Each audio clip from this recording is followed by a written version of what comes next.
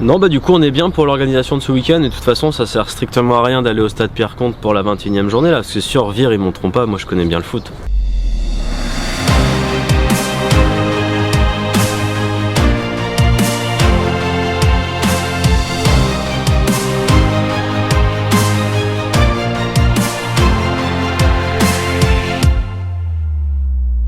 Salut tout le monde, soyez les bienvenus sur Foot Normand, soyez les bienvenus pour le débrief 100% National 3, un débrief qui inaugure son 21e épisode ce lundi, un épisode en tout point exceptionnel et vous allez comprendre pourquoi dans quelques instants.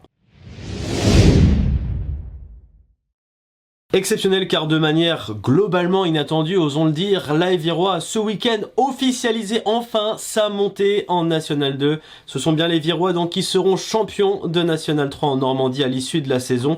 Et ce qu'on vous propose, c'est de découvrir le film d'un samedi soir qu'on n'oubliera pas de sitôt, du côté du bocage.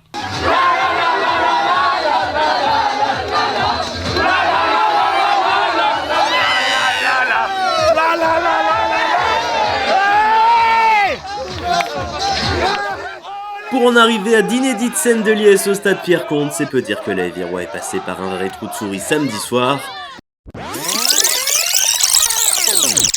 L'heure de pénétrer sur sa pelouse pour défier de redoutables Cherbourgeois, les joueurs du président Lécuyer doivent non seulement s'imposer, mais aussi compter sur des faux pas du CMS Wassel chez la réserve de l'US Avranches, de l'AG Caen au SU Cabourg et de l'US Alençon chez la Lanterne Rouge Montgaillard. La 21e journée a relativement bien commencé pour Vire. Avranches qui lutte pour sa survie a déjà ouvert le score à la 18e minute et le CMS Wassel court après l'égalisation pour l'heure sans succès. Au stade Heurtemat, Div Cabourg passe tout près de rendre un fier service à l'AS Virois, mais Michael Marchal voit son face-à-face avec le portier de l'AG Caen annihilé pour une position de hors-jeu très limite. Qu'importe ce qui se passe ailleurs, Vire décide de prendre son destin à bras le corps. 28e minute à Pierre-Comte, Hippolyte Voivenel décale Erwan Kassinski côté gauche. Le centre de l'ex-Bayeuxin est téléguidé sur la tête d'Arthur Dallois. Le meilleur buteur du championnat ouvre la marque et place sans le savoir son équipe sur une voie plus que royale. Elle ne sera toutefois pas dépourvue d'embûches. Un bonheur ne venant jamais seul dans la foulée du but de Dallois, c'est la stupeur au stade Yuri Gagarin ou l'euphorie selon le camp où vous vous trouvez. À la surprise générale, c'est en effet la Lanterne Rouge Montgaillard qui débloque le score par Jardel Seco Gomez. À la 30e minute sur les stades normands, Vire est virtuellement champion de National 3. À Dives, les locaux continuent à insister dans leur lutte pour le maintien. Les hommes de Philippe Clément ont clairement les 3 points dans le viseur. Mais les choses ne veulent pas tourner en leur faveur en première période. Retour à Montgaillard, pris au dépourvu, les Alençonnais tentent de recoller, mais dans ces cages, Dembo Kébé réalise un super barré pour laisser ses partenaires en tête. Dans la foulée à Heurtemat, l'AG Caen n'est pas loin de repousser la montée de l'AS Virois, mais ce coup de tête de Morgan Ardouin fracasse la barre transversale d'Yvez à quelques minutes de la pause. Vient alors la première péripétie de la soirée, l'AS Cherbourg se rebiffe chez le leader, la défense des Bocquins se trouve sur ce coup franc. Abdoulkader Diabaté en profite et égalise à bout portant, l'AFV n'est virtuellement plus en National 2. La fin du premier acte donne toutefois du baume au cœur aux Virois car à 50 km de là, Nassim Sabi réussit un doublé quand il expédie ce tir puissant au fond des cages d'Axel Temperton. À la pause, les joueurs de Christophe Dubosc mènent 2-0 face à Wassel et sont bien partis pour renouer avec le succès. Quand s'ouvre le deuxième acte, sur chaque terrain de National 3, Vire n'a plus la montée en poche, il faut même un arrêt réflexe du portier Louis Deschâteaux pour empêcher la fête potentielle de tourner au vinaigre. À Heurtemat, le SU Cabourg continue à pousser, mais Clément Lequec bute à nouveau sur Wilfried Betfian au grand désarroi des supporters locaux. 56e minute au stade Pierre-Comte, Vire voit sa soirée s'assombrir, trouvé en pleine surface à Ronatune se retourne parfaitement et expédie un tir imparable sur lequel Louis Deschâteaux ne peut cette fois pas accomplir de miracle. À 1-2, le titre s'éloigne nettement pour Vire. Anas Lambrabet et ses partenaires peuvent au moins compter sur la réserve d'Avranches en véritable opération commando qui ne lâche pas ses 2 buts d'avance contre le CMS Wassel. Il faudrait un match nul au CMSO pour repousser encore le sacre virois. Au stade Gagarine, Alençon domine la deuxième période mais ne parvient toujours pas à égaliser. Dans les buts, Dembo Kébé est dans un grand soir et repousse inlassablement les tentatives ornaises. Un but suffirait pourtant à retarder une potentielle montée viroise. Du côté d'Avranches, Wassel est dans un soir sans malgré leur tentative de révolte en deuxième période. Les Sénomarins ne trompent jamais Briscognard et s'inclinent 2-0. La première condition de montée des Virois est remplie. À Pierre-Comte, on atteint la 90e minute et Vire a encore besoin de 2 buts improbables pour exulter. On se rapproche toutefois d'une possible folie lorsqu'Arthur Dallois décale parfaitement Jordan Perrier en pleine surface cherbourgeoise. L'ex-Lavallois trompe Victor Pelleret à bout portant, Pierre-Comte exulte. Si rien ne bouge sur les autres stades, il suffirait alors d'un petit but pour monter, seulement le temps tourne. À Montgaillard, Alençon piétine sans Hakim El Hamdaoui, les Ornais ne parviennent pas à décrocher le petit point qui aurait pu faire barrage à Vire et s'inclinent contre toute attente chez une vaillante lanterne rouge qui peut se réjouir de ce succès de prestige. Retour à Pierreconte où Vire cherche à forcer son destin. Dans le temps additionnel, les locaux poussent, Arthur Dalloy est trouvé dans la surface et comme si c'était écrit, parvient à tromper Pelleray pour la 3e fois du match. Le doublé de l'ex-Rouennais fait vaciller Vire, beaucoup de joueurs et une partie du public ont compris que l'improbable était sur le point de se produire. Il reste toutefois à attendre le score final entre Div Cabourg et l'AGCAN, car un but cané changerait tout. Ce but de l'avant-garde, par ailleurs réduite à 10, ne vient toutefois jamais en contre. Pourtant, à la 94e minute, Morgan Ardouin n'est pas loin de gâcher la fête viroise, mais s'en vient à nouveau trouver la barre transversale de Maxime Verrier. Div Cabourg et l'AGCAN se quittent sur un score de parité 0-0 à Heurtemat, un score dont doivent se satisfaire Philippe Clément et ses hommes dans le cadre de la lutte pour le maintien.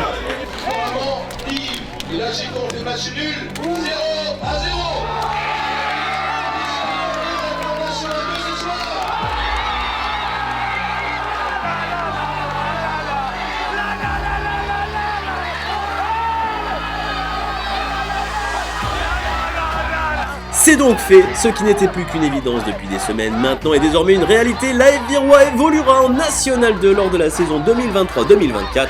Les hommes de Cédric O'Haraud ont décroché le titre de champion de National 3 après 21 matchs. Ils sont les premiers en France à y parvenir cette saison. À titre de comparaison, irrésistible il y a un an, l'Évreux FC 27 avait eu besoin d'attendre la 23e journée pour officialiser sa montée. La saison de l'AF Virois, 32e de finaliste de la Coupe de France, est désormais en tout point historique. Après avoir pris tout le monde de court, y compris la rédaction de Foot Normand, mais aussi eux-mêmes, les Virois se sont naturellement laissés aller à de magnifiques célébrations au stade Pierreconte.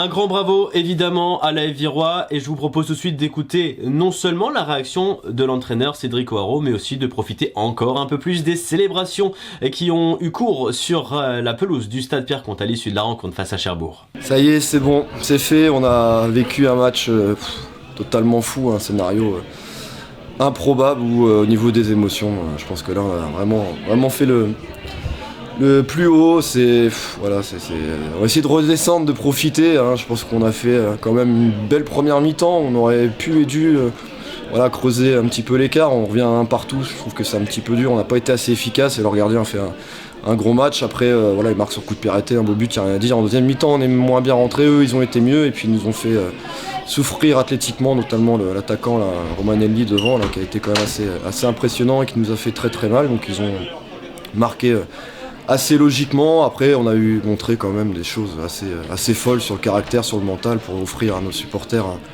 un scénario fou et au final une montée là tout de suite. On s'y attendait pas forcément avec les résultats, donc on va savourer, en profiter au maximum et se dire que on va vivre une fin de saison un peu plus détendue, donc non, c'est magnifique. Je remercie mon staff pour le travail, mon presse pour la confiance, ma famille, ma femme, mes enfants pour me laisser le temps à chaque fois d'aller sur les terrains, d'aller en séance. C'est vrai que chaque éducateur, peu importe le niveau, on sait qu'on est tous passionnés, qu'on passe beaucoup de temps, et quand c'est récompensé comme ça, c'est extraordinaire. On va profiter, savourer. Je vais vous adresser juste quelques mots évidemment qui sont sous le coup de l'émotion, vous l'imaginez bien, parce que c'est allé très vite depuis 9 ans.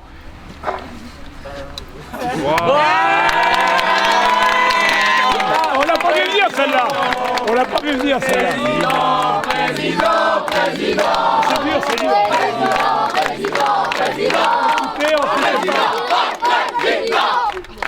Alors je vais essayer de prendre sur moi, ça va pas être si facile les garçons.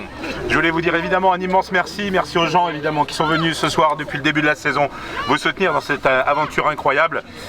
On avait fait la promesse à certains qui sont venus avec nous dans le projet depuis plusieurs années maintenant. Voilà, avec 2 micros ça devrait aller. Ceux qui sont venus avec nous dans le projet depuis plusieurs années maintenant, qu'on vivrait forcément des choses et des émotions ici.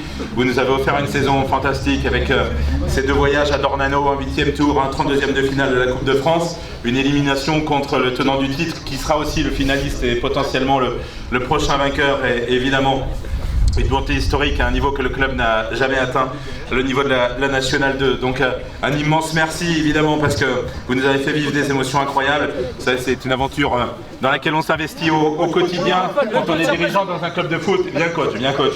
C'est aussi la sienne la montée quand même. On va trop loin, coach.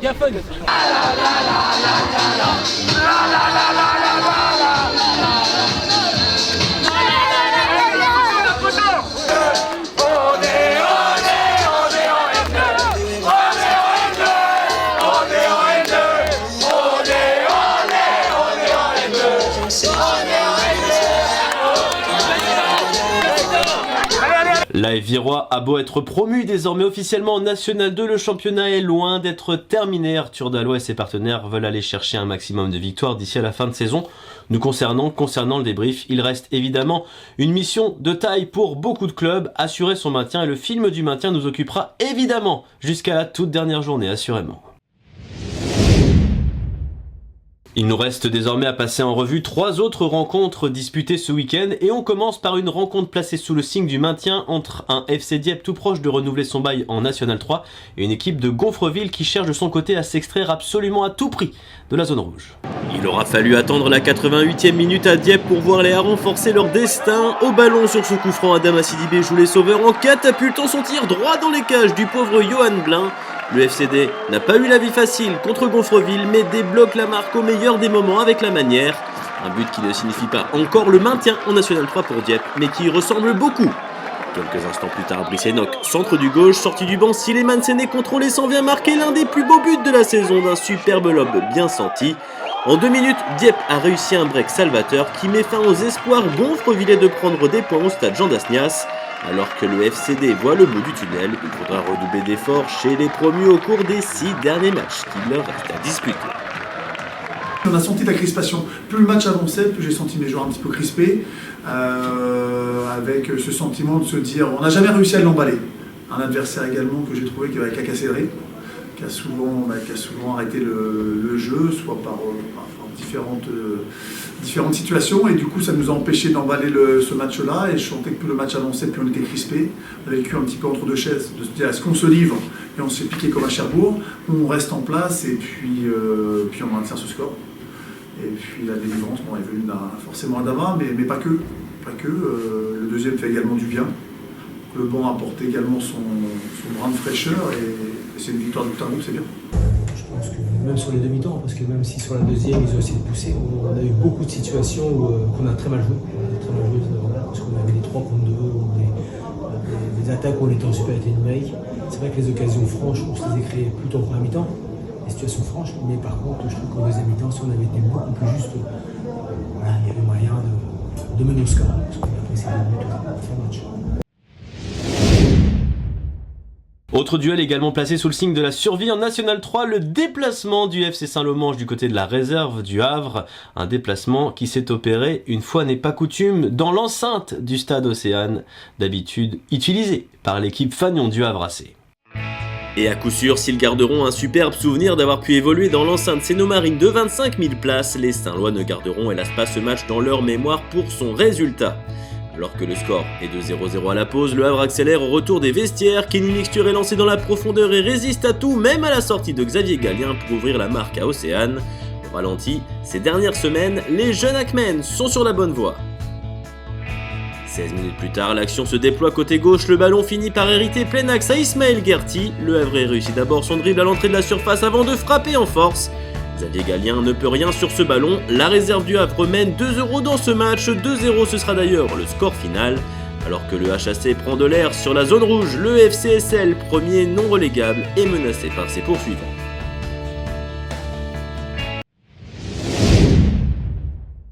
Dernière rencontre ce week-end, le derby qui a opposé la réserve de Queville au Rouen Métropole au Grand Queville FC, un match qui s'est conclu par un score de parité 1 but partout avec notamment Ce but marqué par Mamadou Kaloga sur penalty. Un but qui n'est autre que celui de l'égalisation, Grand Quevilly ayant marqué au préalable également sur penalty par Godfried Kitenge. Les deux équipes quevillaises se quittent sur un score de parité, 1 partout. Je vous propose de découvrir les réactions collectées à l'issue de cette rencontre. Voilà, sur ce match, ça me paraît plutôt logique le résultat, même si on a eu quelques opportunités, mais on a manqué de détermination pour pouvoir gagner ce match. C'est vraiment dommage parce que voilà, c'était une bonne occasion pour nous de prendre 3 points et de se donner un peu d'air. Maintenant, voilà, on sait que ça va être compliqué jusqu'au bout. C'est un bon point. Compte tenu de notre position et de des difficultés qu'on avait, là on essaye plus ou moins, on connaît plus ou moins notre sœur, mais on avait à cœur de faire un grand match et surtout de continuer sur notre lancée pour préparer la saison prochaine, même si on espère, tant qu'il y a de l'espoir, on va jouer notre carte jusqu'au bout, mais on ne va pas permettre aux adversaires de prendre des points contre nous. On arrive donc au terme de ce débrief exceptionnel marqué donc par le film de la montée en National 2 de l'AF Virois. Je vous propose de découvrir le résumé de cette journée riche en événements, les différents scores, les conséquences au classement qui ne bougera plus au sommet et la projection sur la future journée, la 22e, qui sera jouée le week-end prochain. Avec des résultats tous plus favorables les uns que les autres, l'AF Virois est sorti ultime vainqueur du championnat au sortir de son coup de force contre Cherbourg. 5 victoires à domicile, aucune à l'extérieur. Et 2 matchs nuls sont par ailleurs venus jalonner une très belle 21e journée. Au classement, c'en est donc terminé pour la course à la montée. Vire a tué tout suspense à 5 journées de la fin. Les Beauquins ne peuvent plus être rattrapés et chercheront ces prochaines semaines à accentuer encore leur nombre de points. Derrière, difficile de deviner quel sera le podium final. Cette formation peuvent en effet encore résolument y prétendre. Actuels détenteurs de la 2e et de la 3e place, l'AG Caen et le CMS Soissel vont devoir résister au vent de révolte qui souffle derrière eux. S'ils apparaissent toujours dans la 2e partie du tableau, les Havrais sont les grands gagnants du week-end. Leur victime, Saint-Lô, est sous la menace directe de Div Cabourg qui accuse 2 points de retard mais un match de plus à jouer. Derrière, la baie de l'US Avranches, bien que toujours en difficulté, n'a pas dit son dernier mot dans la lutte pour le maintien, alors que Gonfreville va vite devoir engranger, malgré leurs nuls et leurs victoires respectives ce week-end. Le Grand Quevilly FC et Montgaillard ne sont plus très loin de voir leur relégation devenir officielle. Le week-end prochain, l'ESL Gonfreville aura la primeur de recevoir le nouveau champion virois. Après la fête, les Beauquins devront vite se remettre dans le bain contre un adversaire qui jouera à coup sûr son va-tout. Alors que le choc du week-end verra le FC Dieppe rendre visite au CMS Soissel, l'AS Cherbourg cherchera à valider son maintien ou presque avec la réception de Montgaillard. Malheur aux perdants s'il y en a un dans le choc de relégable entre Div Cabourg et la réserve avranchinaise. Alors que le duel AG Caen FC Saint-Lô a déjà été reporté au week-end du 29 avril, le Grand Quevilly FC défiera pour sa part l'Abbé du Havre. Enfin, dans le cadre de notre 3e émission spéciale de la saison, les caméras du débrief 100% National 3 seront du côté d'Alençon à l'occasion du duel entre les Ornais et la réserve de QRM pour une nouvelle émission tournée depuis l'enceinte du championnat. Ça a bougé également au sein du classement des buteurs. Je vous propose de découvrir qui sont les gagnants dans ce classement honorifique à l'issue de la 21e journée. En plus de sa passe décisive et de son rôle déterminant dans le match de la montée contre Cherbourg, Arthur Dallois a aussi inscrit un doublé ce week-end, rappelons-le. Le voilà désormais auteur de 18 buts. Maintenir son avance sur le duo Hakim El Hamdaoui, Isaac Chipamba, muet ce week-end, tel sera sans doute l'ultime challenge du natif de Lyon cette saison. Derrière, les buteurs canets sont restés muets à Div Cabourg eux aussi. Le Havrais Kenny Mixture en a profité pour inscrire son 9e but en championnat lors du joli succès de son équipe contre le FC Saint-Lô. C'est donc la fin de cet épisode exceptionnel du débrief 100% National 3. Nous réitérons évidemment toutes nos félicitations à l'AF Virois, des dirigeants, au staff, aux joueurs, aux bénévoles, aux supporters. Félicitations pour cette superbe saison. Vous nous avez donné beaucoup de plaisir à vous suivre et ce n'est pas terminé évidemment. Comme on le disait tout à l'heure, il reste 5 matchs à disputer pour l'AF Virois pour peut-être aller flirter avec quelques records. Merci également à toutes les personnes qui nous ont abreuvés en images, qui étaient présentes ce week-end au Stade Pierre-Comte, sans lesquelles cet épisode n'aurait pas pu être réalisé. Merci de manière plus générale à toutes les personnes qui ont œuvré sur les différents terrains de Normandie ce week-end. Pour ma part, je vous donne rendez-vous lundi prochain pour la suite de la saison, pour la suite du débrief 100% National 3. D'ici là, vous connaissez l'adage, prenez soin de vous. Salut!